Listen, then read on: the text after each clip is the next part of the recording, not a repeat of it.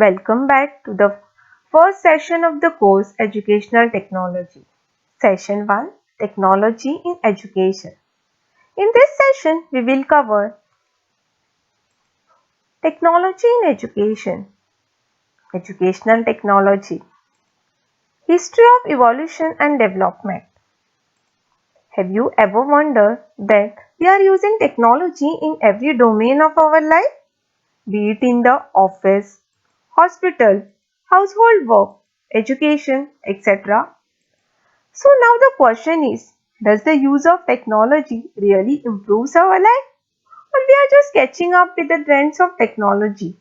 And the answer is yes, but only when the technology and education will be used in the right direction will be a boon in the education. So moving next, technology and education. I would say technology and education is a word context game. So let us see how. Technology is a tool to aid education and learning, and education is a process of facilitating learning. So now, as we know that what do you mean by technology and what do you mean by education?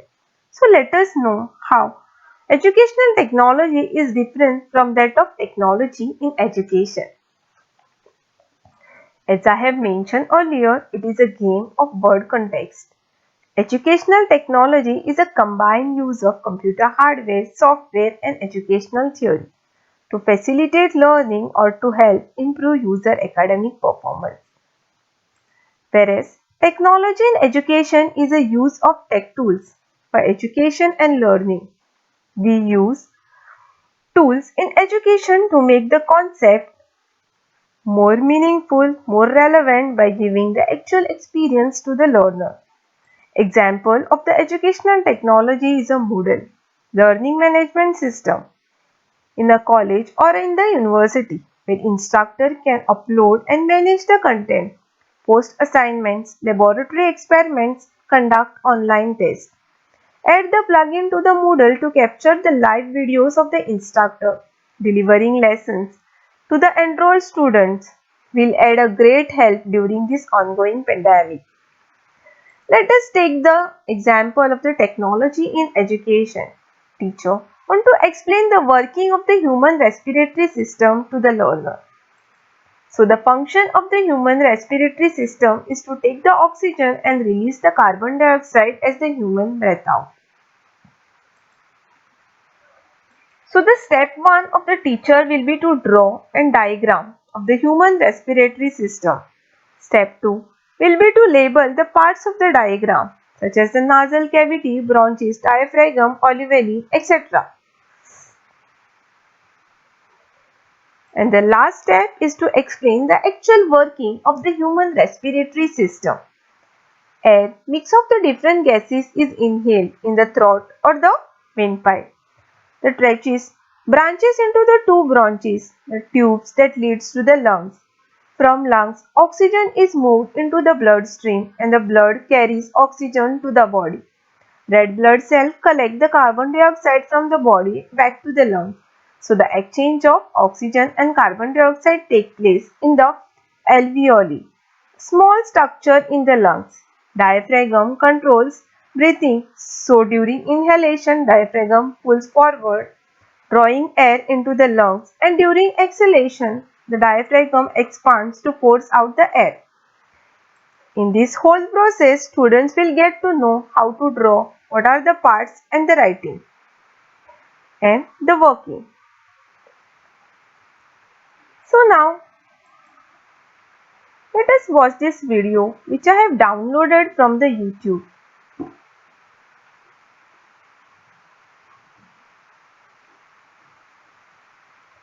Respiratory system's main functions include transporting air into and out of the lungs, protecting the body against harmful particles that are inhaled, and its most important function, the exchange of oxygen and carbon dioxide. So it's basically about breathing. Now let's take a look at a diagram and we'll go through the respiratory system's main components. Starting here with the nose and nasal cavity, the mouth or oral cavity. The pharynx is here, and it is what we consider the throat. The pharynx is considered part of the digestive system as well as the respiratory system. and it connects the respiratory openings to the larynx and esophagus. The esophagus is not part of the respiratory system, and I'll get to why I put it in the diagram in a minute. Next, we have the larynx, which is also called the voice box because the vocal cords are located here. The trachea, also called the windpipe, is here, and it connects to the bronchi, which merge into smaller tubes called bronchioles. And the bronchioles connect to tiny air sacs called alveoli. And then down here is the diaphragm. Now let's go through a very basic look at what happens during the breathing process. So air is breathed in through the nose or mouth. When it enters through the nose, it gets spread out by these shelf-like things here called conchi. The conchi help humidify the air and trap some inhaled particles. They also warm the air. The air next passes through the pharynx and enters the trachea. One note here. This little flap-like structure is called the epiglottis, and it has an important function. During breathing, it is pointed upward, allowing airflow into the trachea. However, during swallowing, it folds down to prevent food from going into the trachea, directing the food into the esophagus. If food does enter the trachea, the gag reflex is induced to protect the respiratory system. The epiglottis here, this little thing, shows you how amazing the human body is. Anyways, back to airflow. So air continues down the trachea and enters the bronchi. From there it enters into smaller bronchioles and finally into the alveoli, which are surrounded by a network of capillaries. And this, folks, is where the magic happens. Oxygen enters the alveolar sac and the gas exchange occurs. Capillaries give up their waste carbon dioxide and pick up oxygen.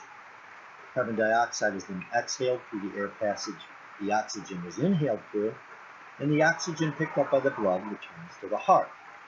During this breathing process, the diaphragm is busy as well, contracting as we breathe in, which allow the lungs to expand, and relaxing as we exhale. Some minor respiratory disorder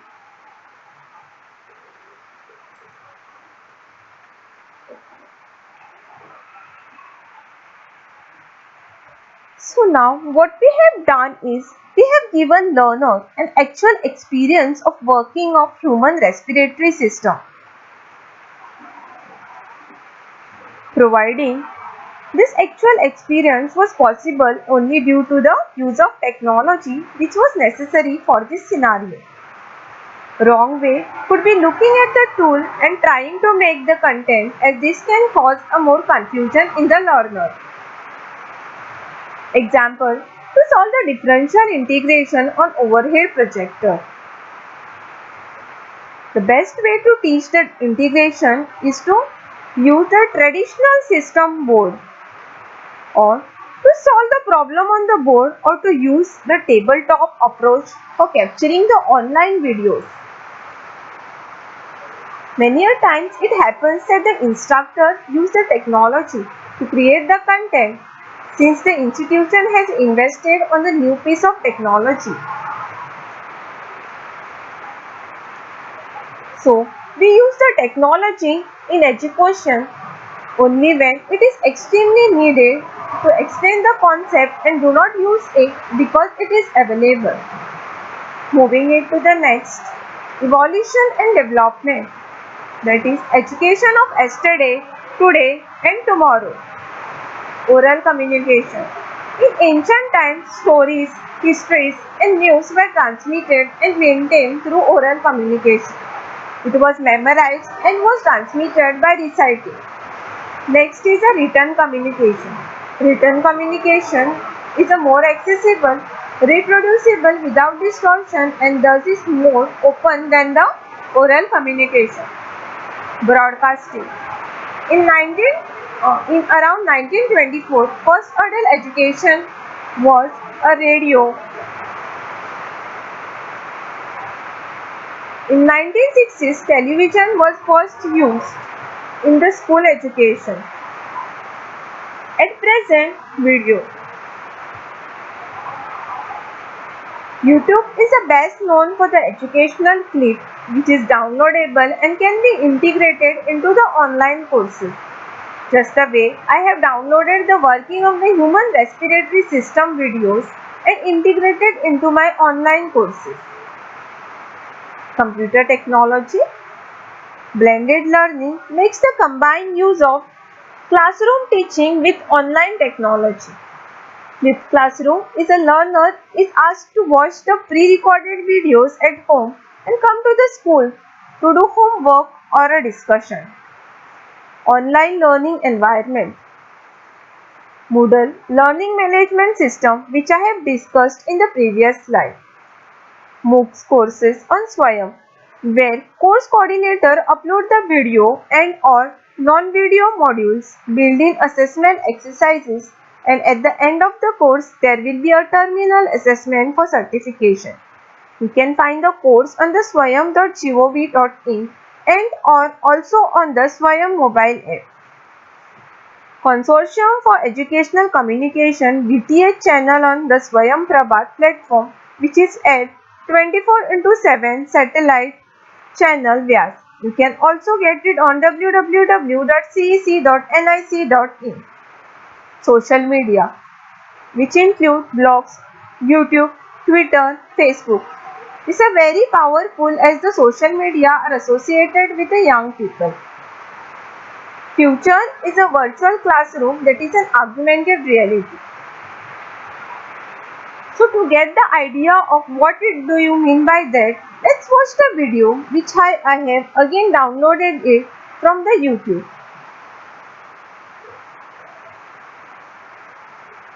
So now look at this part here, which is to do with data. You use your iPad with that. So would you like to use your iPad to try and work out that first?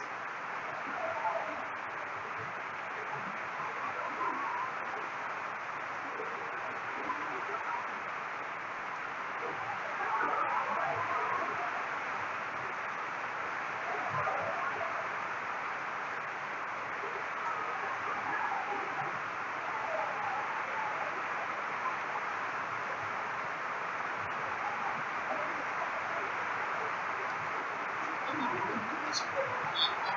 So there's a you have to do to video set.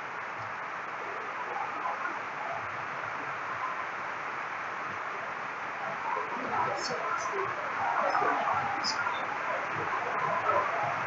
this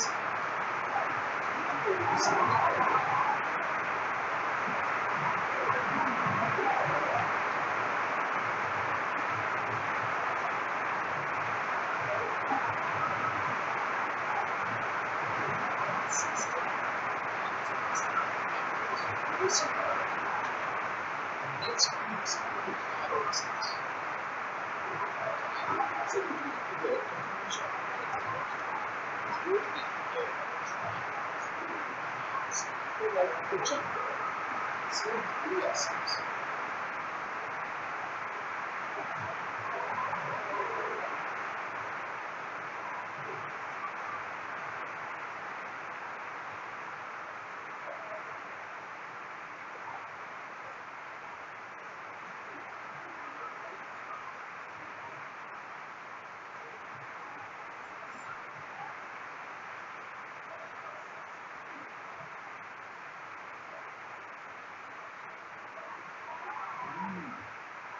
There's a bit different, isn't it? It said, what did it say you have to do to the face?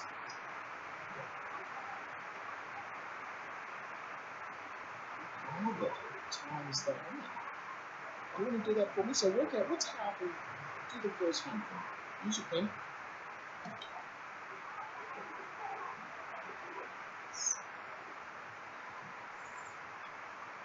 Yep. And then what did the video say to do again?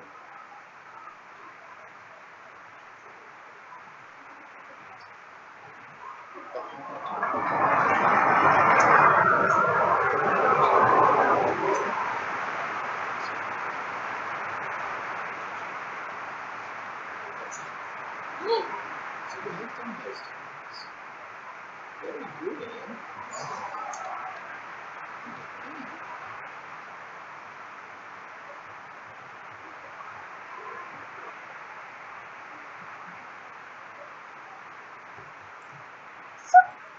So to get the idea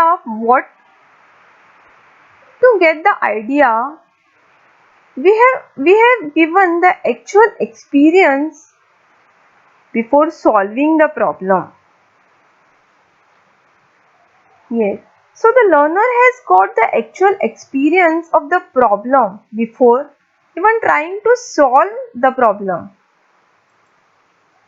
Please share your views and comments. Thank you.